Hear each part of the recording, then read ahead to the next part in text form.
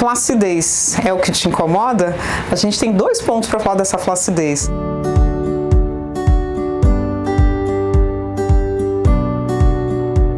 A flacidez da pele, que todo mundo está acostumado, e agora a gente tem que falar também da flacidez muscular. Pois é, a flacidez pode ter no músculo também, Suzy? Pode. E como é que a gente pode trabalhar e contornar essa situação?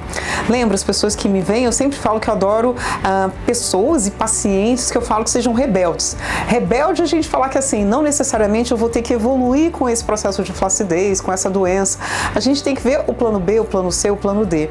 E quando a gente está falando de saúde, a gente está falando também dessa musculatura e o que a gente mostra para o lado exógeno. Querendo ou não, a minha estampa que vai impactar. E a gente está falando de saúde, né? Por que você está falando de saúde, pele, o que impacta? Porque o que você visualiza vai liberar dopamina, vai liberar serotonina, vai liberar prazer, bem-estar.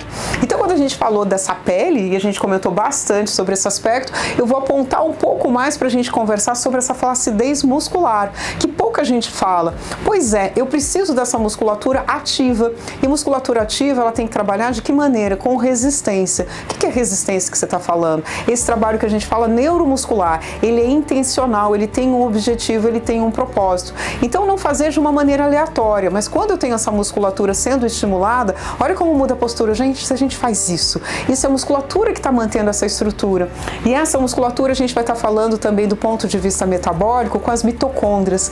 De novo, Suzy, você falando dessas coisas que eu não sei. Mitocôndria, lembrando da biologia, aquela organela que produz ATP, que faz o ciclo de Krebs.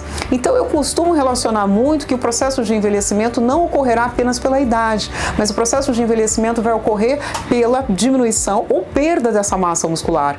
Por isso que a gente tem que estar muito atento a essa questão da saúde muscular. Não é o músculo apenas como uma vitrine, mas músculo como uma parte endógena, na parte interna do nosso organismo, para nos oferecer saúde, para nos oferecer qualidade de vida. E como é que eu chego nessa estrutura muscular?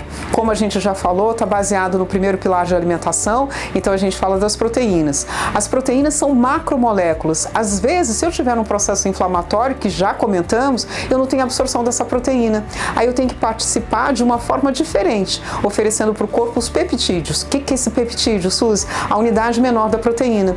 Então, em determinados estágios, se eu tiver uma forma inflamatória, é melhor que eu facilite ao meu organismo a absorção desse quadro proteico, dessa estrutura. E aí vai o peptídeo. Então, quando eu falo dessa musculatura, não é um único fator, gente. Não é só treinar. Eu preciso de alimentação, eu preciso de uma alimentação correta, fracionada, eu preciso de exercício físico periódico.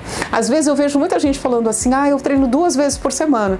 Vamos fazer matemática? 2 treinos por semana, multiplicado por 4 semanas, que é um mês, são 8 treinos. Isso não vai reverberar. Então eu preciso de uma frequência adequada para que a gente possa ter estímulo e para que a gente possa ter resultado. O terceiro ponto, a gente vai falar dessa parte endógena, ou seja, se tem inflamação ou não, se a gente está com o perfil hormonal adequado ou não, se a gente está com o perfil de sono. Sono tem a ver com músculo, Suzy? Total. Se eu não tenho sono de reparação, como é que eu vou fazer a musculatura? Porque esse músculo implica no quê? Num gasto metabólico maior. Se eu estiver cansada, gente, não haverá musculatura. Não vai haver o quê? Essa qualidade de sustentação. Então pense nesses aspectos. Tem muito pra gente trabalhar nessa flacidez tecidual. Muito, gente. E são vários setores que a gente pode trabalhar. Eu vou comentar sobre todos eles. Flacidez muscular. Pois é, o músculo não é só para você fazer hipertrofia, mas o músculo é para dar sustentação, arcabouço para sua pele. Então vamos falar que o músculo tem muitas outras funções, é um órgão também, eu posso falar, porque produz hormônios. Vamos focar nesse músculo com elegância? Quando a gente fala de saúde, eu falo que estamos divididos em 3 pilares. O primeiro pilar a gente fala que é a sua mente, aí a gente fala que é a sua boca, né?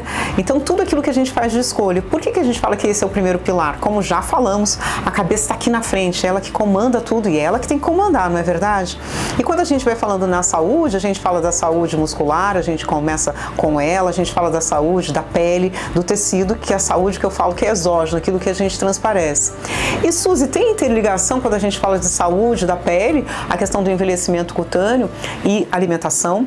E Suzy, tem relação quando eu falo do músculo e também sobre a saúde? Total, gente. E aí a gente vai ficar nesse pilar, do que aquilo que a gente escolhe, o teu pensamento e aquilo aquilo que a gente vai escolher como comida.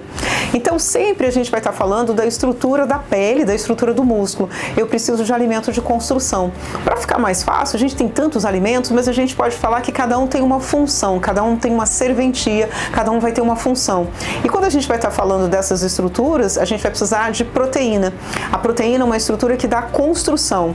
Eu não consigo fazer uma casa sem tijolos, ou não consigo, aí eu não sei, né, quem faz a construção, mas tijolos, aí a gente fala de drywall, mas quando a gente fala de construção desse músculo, dessa pele, eu preciso dessa proteína. A carne, o peixe, o frango, o ovo, as proteínas vegetais também, elas são importantes. Mas de que maneira a gente vai fazer isso? Com uma quantificação. Então, cada um, de acordo com a sua idade, vai ter uma necessidade para você comer essa proteína. E a gente tem um cálculo para fazer sobre esse aspecto. Então, de novo, não pode ser de uma maneira aleatória e não pode ser assim, minha amiga fez, o meu amigo fez. É você que é importante, é você que está no jogo, é você que a gente vai estar falando de individualidade. Eu comento muito sobre esse aspecto individualidade metabólica, individualidade hormonal e individualidade alimentar. Então, esse processo de nutrição e alimentação é o primeiro pilar. Eu vou construir a sua saúde, é uma construção e por isso que a gente precisa de proteína.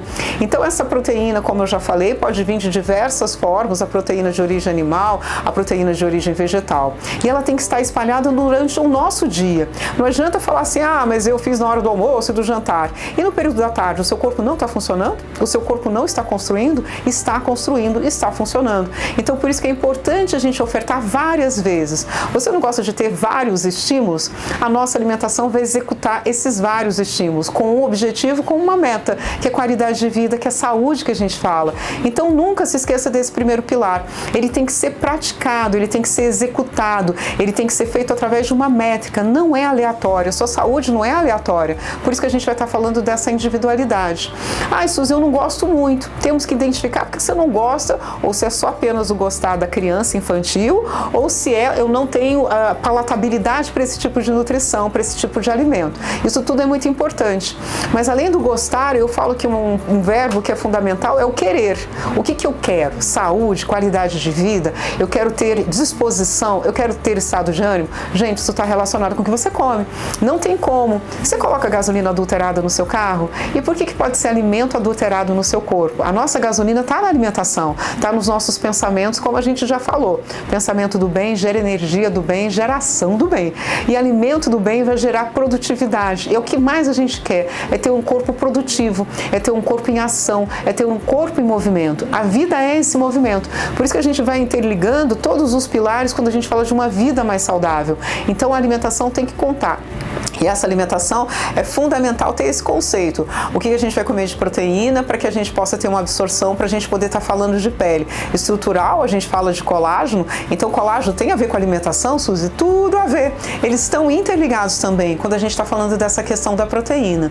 E, Suzy, e essa questão do músculo? Eu vou só treinar? Não, queridos. Vocês vão ter que treinar e vão ter que cuidar da alimentação também.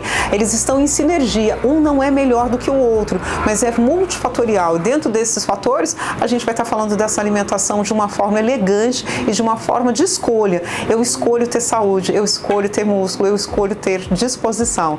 Essa aqui fica a nossa dica.